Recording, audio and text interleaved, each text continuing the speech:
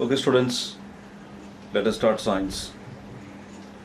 I'm starting with the first chapter in science. That is chemical reactions and equations.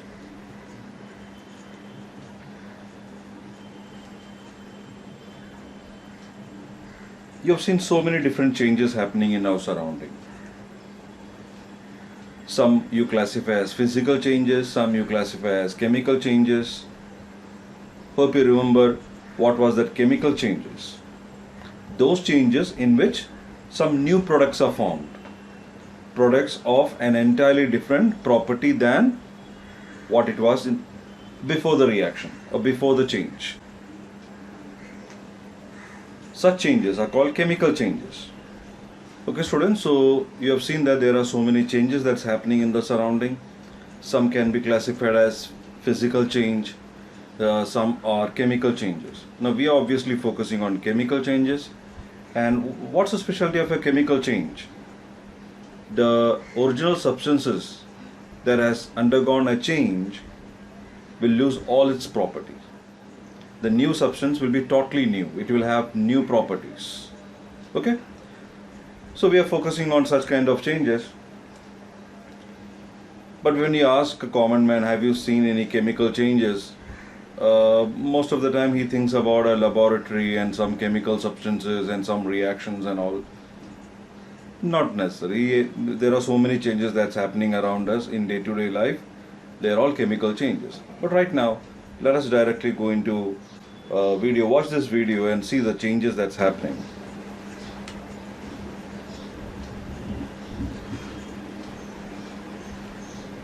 Burning of magnesium ribbon.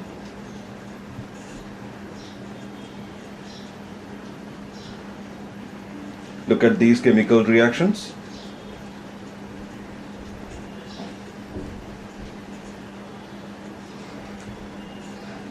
These are all chemical reactions. First of all, how do you know that some reaction has happened? If you're just watching a chemical reaction, how do you know that the reaction is going on? You saw that there was some change in the physical state. Physical states, yeah, then a solid, liquid, gas. Some change in the physical state. You must have taken two liquids, and at the end of the reaction, you may get some gas. So, evolution of gas. When some new compounds are formed, there will be some change in the color. And in some case, you will see that when you touch the test tube or the conical flask, उसका temperature थोड़ा high रहेगा.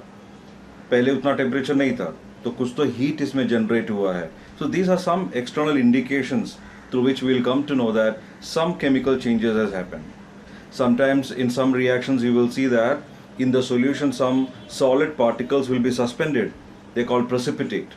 So some new substance is formed.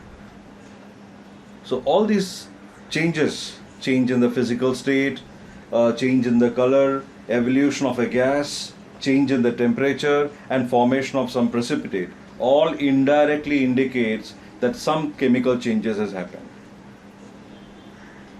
Okay? Okay now. For the better learning of chemistry, we need to have a symbolic language where we can transfer the whole thing, what you have seen, what you have observed, you are able to communicate with someone in symbolic terms. Let us go back to that reaction where you see a magnesium ribbon burning. How will I express this to someone? I will say that magnesium ribbon burns in air with a dazzling white flame and changes into a white powder of magnesium oxide. I can communicate in this way, the person will clearly understand. But if you want to just write it in short form, and if you're asking it to someone who don't know chemistry, then this is what the person may write. Magnesium plus oxygen gives magnesium oxide. ऐसा लिखने के लिए कोई chemistry का knowledge नहीं चाहिए, लेकिन 9th standard तक का नॉलेज चाहिए अगर तुमको इसको और शॉर्टकट में लिखना है तो. Look at this. ये भी वही लिखा है, magnesium plus oxygen gives magnesium oxide. और जिसका केमिस्ट्री का नॉलेज नहीं है वो कैसे रीड करेगा इसको? Mg plus O2 gives MgO. All they need is alphabets. ABCD अगर आता है तो ये बोलेगा Mg plus O2 gives MgO. लेकिन जिसको केमिस्ट्री आता है like you, they will read magnesium plus oxygen gives magnesium oxide. एकदम सिंबॉलिक टर्म्स में लिखा है, लेकिन काफी नॉलेज चाहिए. जैसे ऑक्सीजन तुमको मालूम है O होता है, लेकिन यहाँ पे O2 लिखा है. कौन सा नॉलेज यूज किया? ऑक्सीजन इज डाइएटमिक, तो वो नॉलेज चाहिए.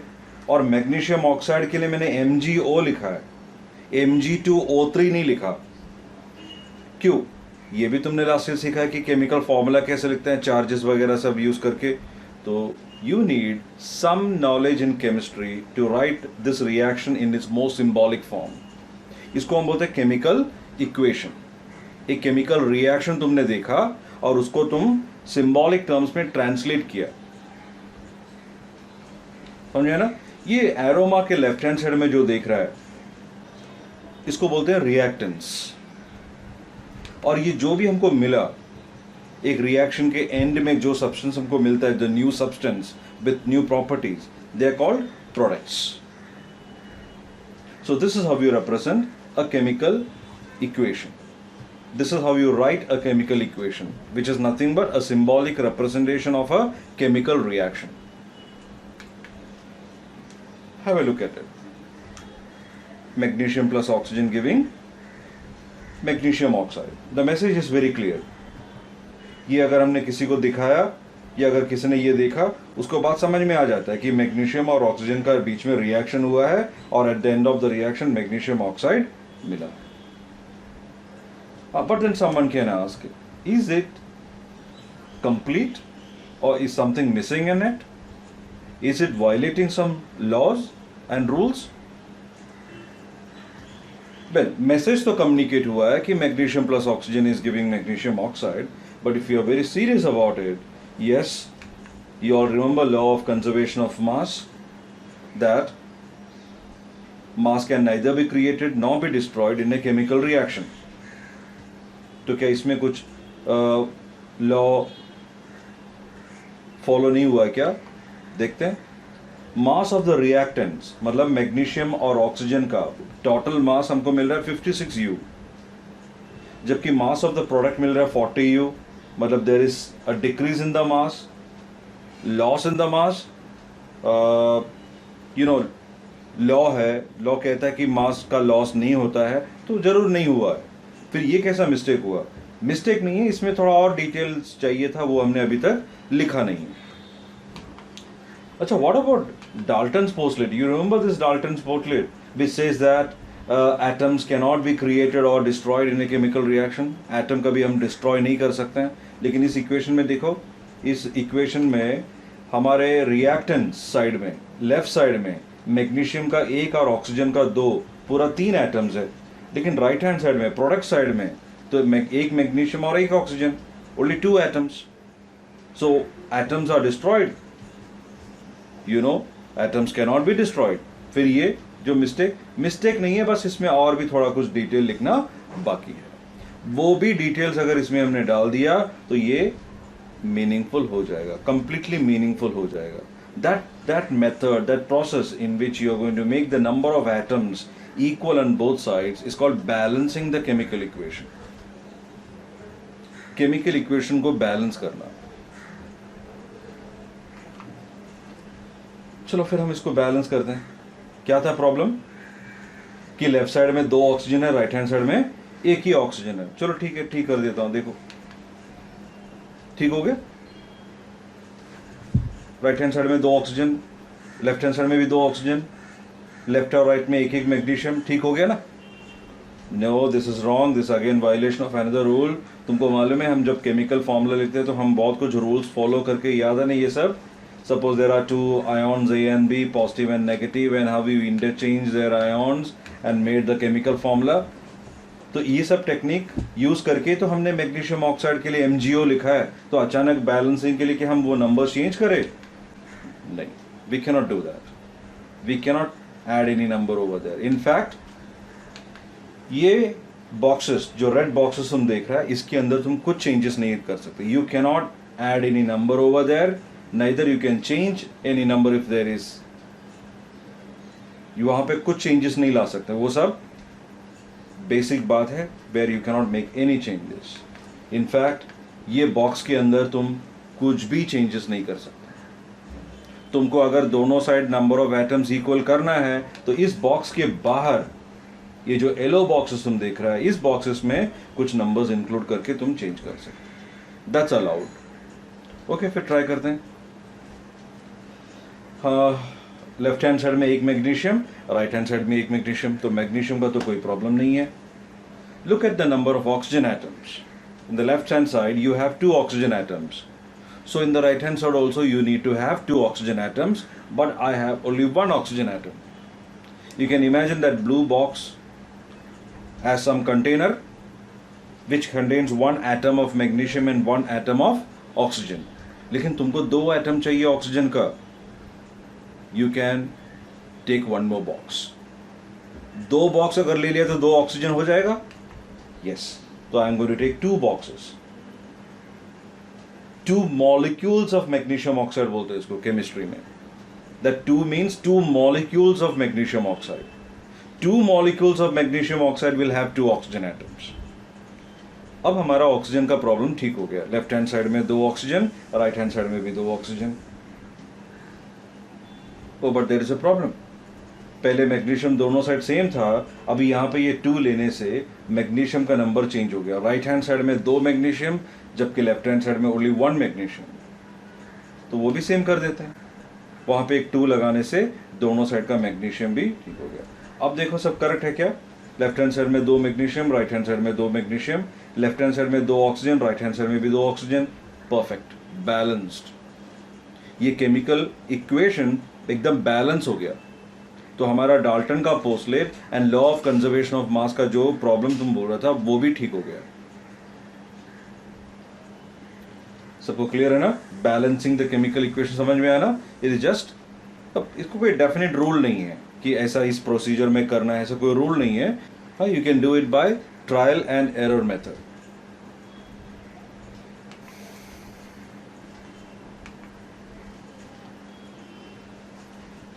Let us see one more reaction. Iron reacting with water to form iron oxide and hydrogen. तो ये रीड करके तुमको समझ में आ गया ना? आयरन वाटर के साथ रिएक्ट हुआ है and at the end of that chemical reaction you got some new substances, iron oxide and hydrogen. इसको अगर हम इक्वेशन फॉर्म में लिखे तो वर्ड इक्वेशन देखो कैसा आएगा. Iron plus water gives iron oxide plus hydrogen. ये है उसका वर्ड इक्वेशन. अगर इसको सिंबॉलिक टर्म्स में लिखना है तो Fe plus H2O gives Fe3O4 plus H2. Fe3O4 is actually a mixture of both the types of iron oxide. Iron oxide, iron 2 oxide and iron 3 oxide. There is ferric oxide and ferrous oxide. वो दोनों oxides का combination है वो Fe3O4. Anyway, हमारा question है क्या number of atoms on both sides are same और not. Let us check. इतना तो मालूम है ना कि बॉक्स के अंदर तुम कुछ चेंजेस नहीं कर सकते. देखते हैं. आयरन लेफ्ट हैंड साइड में एक ही है लेकिन राइट हैंड साइड में 3 है. Okay, let us make it same. तो आयरन तो अभी इक्वल हो गया, दोनों साइड 3 हो गया. What about hydrogen? Hydrogen left hand side में 2 है, राइट हैंड साइड में भी 2 है, तो वो तो है ही इक्वल. लेकिन ऑक्सीजन देखो ना, लेफ्ट हैंड साइड में एक ही है, whereas you have 4 oxygen atoms in the right hand side, so they are not same. Let us make it same. I am going to include a 4 over there. When I included a 4 over there, left hand side and right hand side now have equal number of oxygen atoms, that is 4. Oh, but then a problem. Hydrogen अभी left hand side में 8 हो गया. 4 2s, वो box के अंदर 2 है लेकिन इस टाइप का बॉक्स हमने लिया 4. हर बॉक्स में 2 हाइड्रोजन एटम है, but you have taken 4 boxes, so all together you have 8 hydrogen atoms. So right hand side में भी 8 हाइड्रोजन एटम होना चाहिए. तो वहां पे भी मैंने एक 4 लगा दिया बिकॉज उस बॉक्स के अंदर ऑलरेडी 2 है. उस टाइप का 4 बॉक्सेस लेने से हाइड्रोजन एटम्स का भी नंबर दोनों साइड सेम हो गया. This is called balancing the chemical reaction. Chemical equation को हमने बैलेंस कर दिया.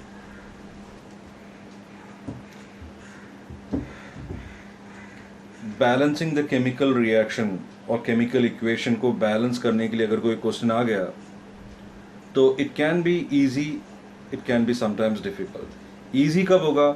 जब केमिकल इक्वेशन सिंबॉलिक टर्म्स में दिया हुआ है, केमिकल फॉर्मूला के फॉर्म में ही दिया हुआ है। लेकिन अगर वर्ड इक्वेशन दिया है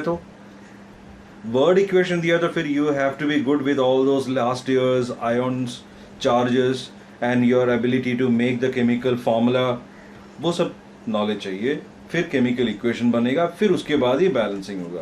रॉन्ग केमिकल इक्वेशन को करेक्टली बैलेंस करके भी कुछ फायदा नहीं है। ओके, सो वो पार्ट तो हमने ठीक कर दिया कि नंबर ऑफ एटम्स को इक्वल बनाना दोनों साइड में।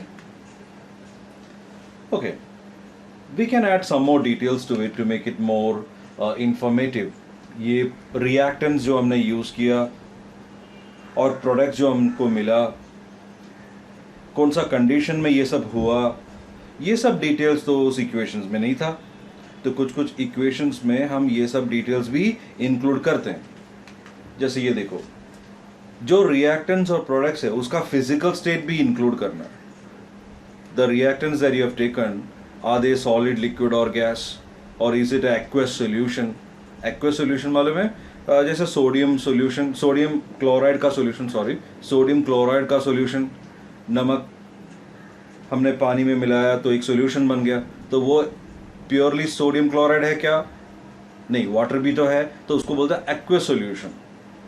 तो एक्वस सॉल्यूशन अगर तुमने लिया तो हम ब्रैकेट में AQ लिखते हैं।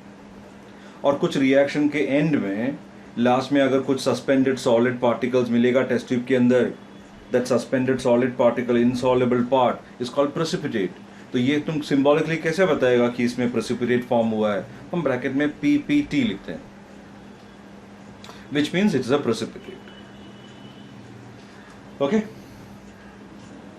फिर अगर कुछ रिएक्शन नॉर्मल टेम्परेचर और प्रेशर में नहीं हुआ है, हाई टेम्परेचर में हुआ, हाई प्रेशर में हुआ, तो फिर वो सब हम मेंशन करते हैं रिएक्शन में, वो एरो मार्क के ऊपर या नीचे वो सब डिटेल्स लिखते हैं।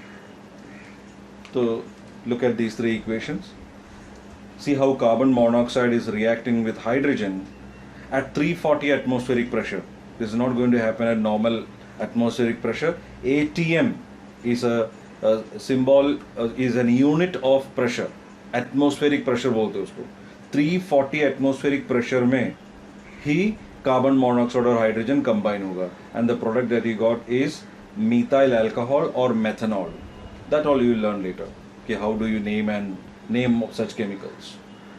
लेकिन देखो ना, उसमें कार्बन मोनोऑक्साइड ब्रैकेट में G लिखा है, तो मतलब अंडरस्टूड है कि वो गैसियस फॉर्म है, और H2 एक गैस है, और जो मेथनॉल हमको मिला वो एक लिक्विड स्टेट में मिला है। तो ये सब extra details we are adding to this chemical equations in symbolic form.